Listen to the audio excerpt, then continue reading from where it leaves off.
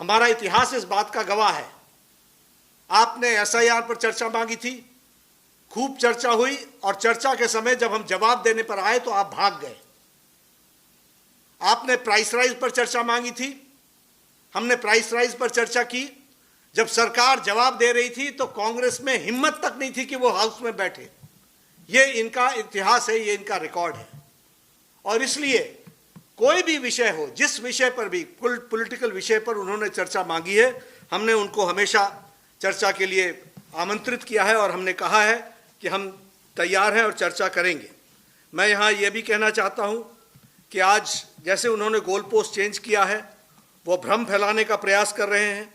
और साथ में वह जब गृह मंत्री जी ने कह दिया कि हम हर बात का जवाब देने के लिए तैयार हैं, तो फिर वो चर्चा से क्यों भाग रहे हैं?